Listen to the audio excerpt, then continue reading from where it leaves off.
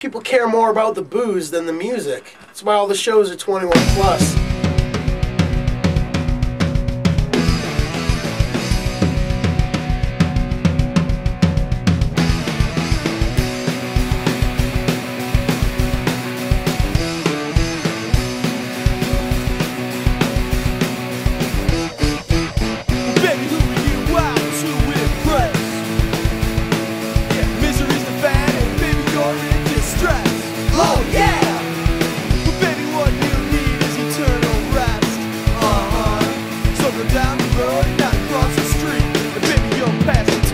Slit your wrist.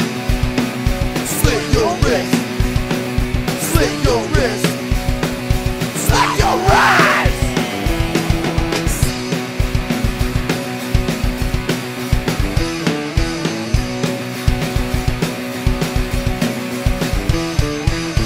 Baby, you're all set to explode. This is Binghamton, New York, the city most well known for Rod Serling, Speedies, and hot air balloon festivals.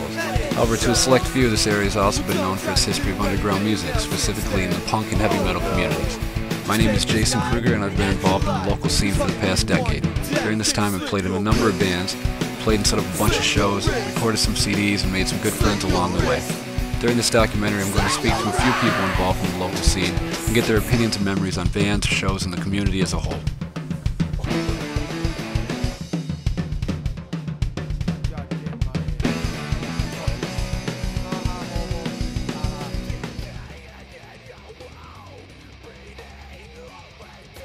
I start with Neil Hendrickson of Elevator Death Squad and ask him to talk briefly about his band and his favorite local show.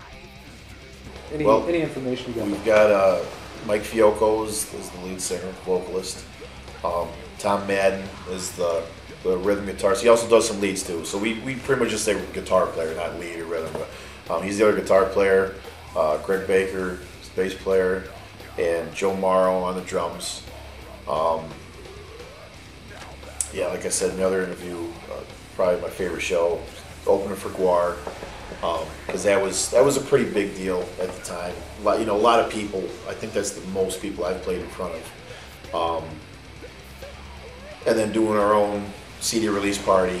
And the other reason that was cool, I'll say it again, because Stone Sour played there 2 weeks earlier, didn't have 200 people, and we had like 570 people. But we really didn't. We weren't expected to do that good, and we didn't expect to do that good. So, what has your involvement in the local scene been with setting up shows? Well, it started in 1999, senior in high school, and how was this? There were shows going on, but it was mostly just like Martians, and more to like Disenchanted and Alienation, like more harder edge punk stuff that I wasn't so much into. So I'd had a random cassette mixtape. But like a comp before, CDs were all out. There was a Humble Beginning song on there. And I was like, man, I'd like to see them live. So that's how I started setting up shows. I was like, there was just a band I wanted to see live. I didn't want to drive to New Jersey. So I started calling them up, and I started with talking to Rob Kacharik. And he helped me put on that first show. And he was like, you have to identify yourself so people know it's your shows. Like, you want to start a brand. And it's kind of like cheesy looking back on it. When you're like 17, you eat that shit up, so I swear. Yeah. Okay. Yeah, sorry. So he helped, at the time the band he was with, Kruger, was going on tour with Weston. He's like, so why don't we set up a show? And he kind of like coached me through, like a mentor, if you will. And that's how it started. It was Weston, Kruger, Lanemeyer, Carpet Patrol, and Fisterface. Yes, Fisterface at that time. And that's all started from there, and we did those at the Strike Zone, and did a bunch of shows there. But once the guys there were kind of shady and just kind of, weird. It's not really like our scene, if you will. So when the skate park came around as an option, even though the guy who ran that was a big douche, Dave. You remember Dave? Sort of. Yeah, he's a douche. And Frank did a lot of work to get that place ready, and started doing shows there. Over the last decades, what bands have you been involved in? All right. I guess it would have been Fisterface 55, Nancy, really, and then I had some side project bands where I only played for a short period of time. I don't know if those are worth mentioning, but Pertin Units. I was a member of the Peabodys briefly.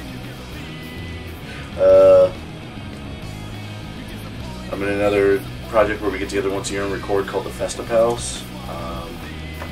Yeah, I think that's about it. Gigawatts now. Yeah, Gigawatts now. Yeah. All right. From given the last 10 years or so, what would you say if you had to name one? What show did you find memorable that you played locally? It had to be like the last Fist Your Face show. I mean, obviously it's pretty personal, so we were just, I don't know, it was just awesome. Everybody, the room was filled with just, a couple hundred friends. And that was the East Coast Terminal, right? Actually, the official last Fist Your Face show was actually at Cheers. Okay. It was ridiculous, stupid rock star stuff sometimes, like, people flashing us. And remember, actually, no, it was one show, I think it was Reggie who won it, and we just had a contest. First person to get completely naked got a free CD. And some people started to do it, and before anybody could even get a shirt off, he had all of his clothes on. That was probably when Reggie got naked. Over the last decade, what bands have you been involved in? Alright, I started playing shows with the Lightweight Samurais at towards the end of 2001, and after that I was in the McCoonies, who we changed our name to Hate Yourself Someplace Else, and then after that I was in GBA, and then after that I was in the Surlingtons, and that's been my band for the last 5 years. Alright, out of all the bands you've been in, what's the most memorable show that you played locally?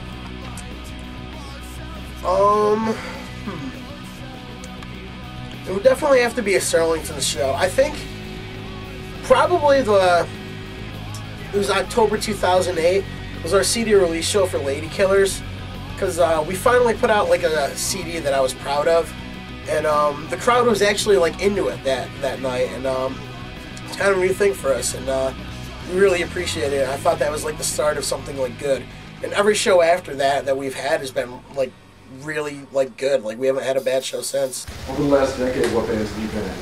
Well, honestly, I've really not been in any bands until recently. I'm kind of a newcomer in regards to bands. I've always played an instrument, but I didn't want to be in bands until I was good enough to do something people cared about. So basically, I've been in Cancer Face and I've been in our band Sepsis, and I absolutely love both of them. And I play guitar in Cancer Face and I play bass in Sepsis, and it's just great. I'm really happy to be in both of these bands. Alright, well, with both bands, if you want to speak about each one separately, do you have the most memorable show for each band? Well, for Cancer Face, it was honestly the first show that we played here, because you were playing bass at that time, and it was the first show I literally played in like over 5 years. And I just noticed it's great playing live again. Right. And I wanted to play guitar and crazy metal guitar forever, and I always felt like that show was kind of a culmination of that. And then, that's one that sticks out here. The weird thing about Cancer Face is that I felt like our best shows were the ones that were out of town. Like, we didn't really play a lot of Binghamton shows other than, the one on Halloween that really a lot of people attended. So the first one was Fitzy's, right? Yeah, it was at Fitzy's, absolutely. And then with Sepsis, by far, it was, for Sepsis is our first show too, every Sepsis show that I've played has been great. I've had a ton of fun playing in Sepsis, so it's really hard to choose. But I would say the first show where we played and everybody came out and everybody went crazy for us, it was just amazing, so that's what I've always wanted.